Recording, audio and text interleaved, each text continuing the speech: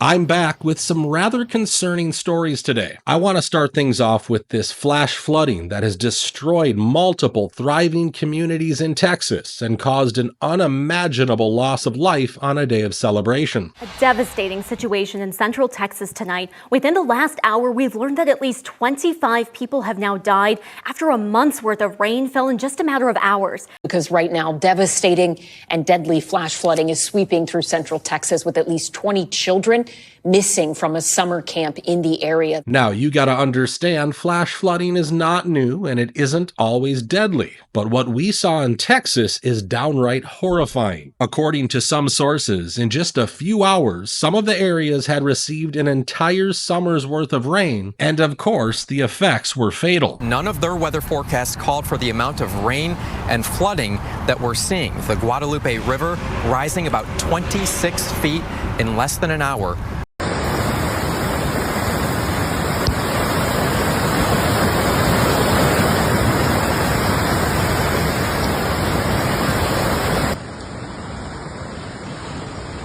Get out!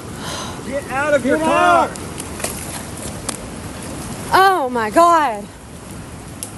In fact, some people even reported how multiple RVs and cars were just dragged away by this wall of water with people still stuck inside them. I've seen about 15 or 20 trailers come by this morning, and they and cars, and a lot of them had people in them that were screaming, and we couldn't do anything about it because they were 100, 200 feet away.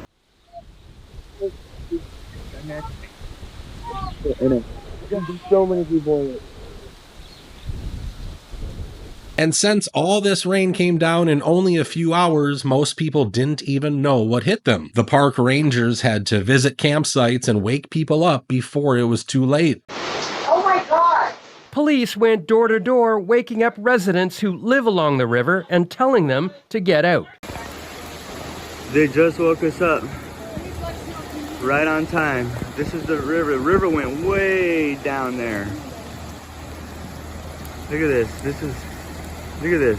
The sheer speed at which the weather turned deadly reminds me of what we saw at Lake Tahoe.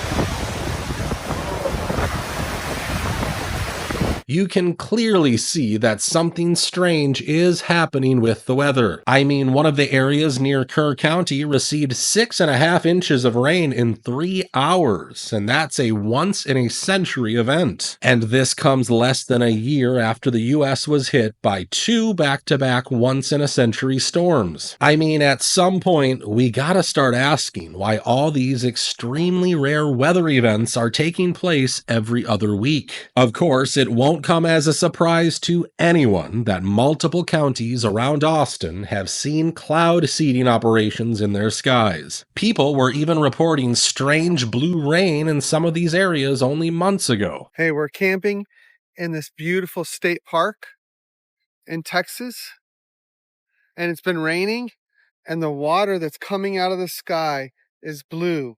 And it's not this tarp, because it's happening on this tarp too. Look at that. This is crazy. Are they chemtrailing us in Texas?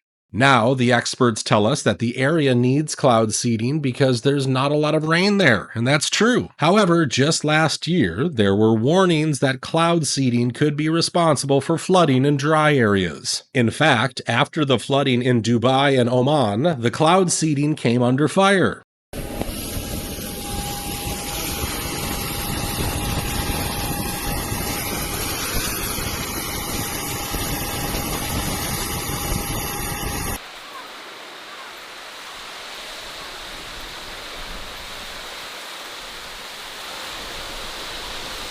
What's crazy is that Fox 7 Austin even ran this story, and yet the local officials stayed silent. Now, while Texas is reeling with floods, something pretty strange showed up in Alberta.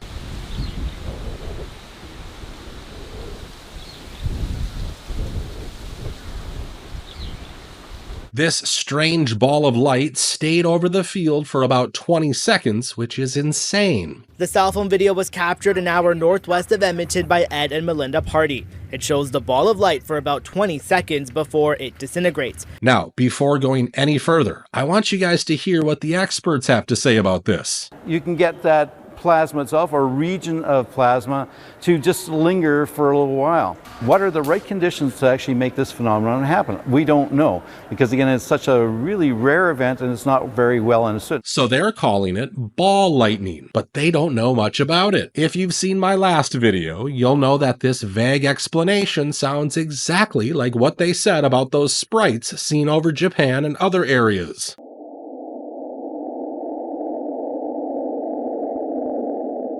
This is apparently their default explanation whenever we see something that we're not supposed to see. Just last week, a fireball came down from the sky and they told us it was just a meteor.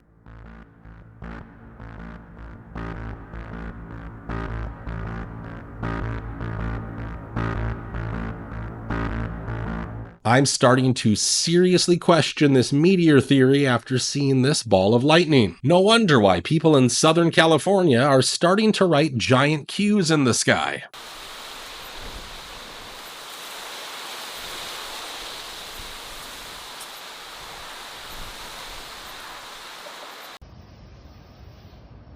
What the fuck is this?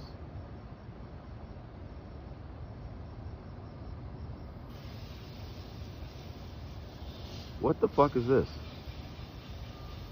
Now, moving on, I want to tell you how the state government in Connecticut is getting ready to spray a chemical called Diquat into its lakes and rivers. Protesters gathered at the state capitol building Wednesday evening to take a stand against the use of Diquat in local rivers and lakes. They say the controversial herbicide will do more harm than good. Of course, there are many videos of people explaining how dangerous this could be and how this could set a precedent for other states. Connecticut is about to poison its own lakes and rivers with a highly toxic chemical called Diquat, and it seems like no one knows about it. It's actually a coordinated plan that they're about to roll out in states all over the country. This particular chemical is banned in Europe and highly toxic to humans and wildlife alike. I've even heard landscapers refer to Diquat as the nuclear option. The way these scumbags are getting away with it is by saying it's used to kill an invasive plant species called hydrilla, which I'm sure it does, along with everything else in the water, and then us by circumstance. When I looked up if they were doing it in my state of Connecticut, I was shocked to see that right after the 4th of July, they plan on spraying it in several lakes out here. Of course, when you start to follow the money, you see how this plan has huge state funding and therefore is lining a whole lot of pockets. Now look, even if this chemical is not as dangerous as people think, shouldn't the local government address all the concerns these people have? I mean, don't get me wrong, I still won't be drinking that water because the chemical companies and the government have a very shady relationship. I'm sure you remember all the lawsuits against Roundup for causing cancer. Creators of Roundup Weed Killer are settling most of that company's current lawsuits for more than $10 billion. Big win for a Georgia man in his fight against cancer after a jury ordered the parent company of Roundup Weed Killer to pay him more than $2 billion in damages. The company used its immense funds to sway the Georgia state legislation, and now you can't really sue Bayer if you received cancer from their weed killer Roundup. Bad news coming out of the state of Georgia. The governor there just approved for pesticide liability shield following North Dakota. They did that a couple of weeks ago, which means now if you get sick from any chemicals used in growing your food, you can't sue the corporation that made those chemicals to spray on your food. It's absolutely disgusting, but it is just one of the many examples of the government keeping people in the dark about dangerous chemicals. If you really want to know how broken and corrupt this whole system is, just watch my video on the train derailment in East Palestine. At the end of the day, the government has an obligation to listen to what people want, and they definitely can't just push these insane programs on us. However, that's exactly what's been happening for years, and this next story is a perfect example of that. Goodbye, boarding pass. Hello, facial recognition. Your face isn't just your ID anymore. It's your boarding pass, your tracking number, and your permanent government file. Alaska Airlines just launched TSA's touchless ID at Seattle with LAX and Portland next. No ID. No boarding pass, just your face scanned, stored, and linked to your federal profile. They say it's convenient, but here's the truth. TSA's usual scan only checks your ID. This new airline system permanently enrolls your face into a federal biometric database tied to your known traveler number. It's not just about flying, it's biometric surveillance dressed up to look like efficiency. They're normalizing the scan, normalizing the database, and you're opting in with a smile. Still think this is just about saving time? We're going to end today's video right there. I hope all of you had a blessed 4th of July, and I hope you and your loved ones are safe. I'm looking forward to seeing what you guys think about today's video, so feel free to share your thoughts in the comments down below. As always, thank you so much for taking the time to watch this video, and I'll see you in the next one.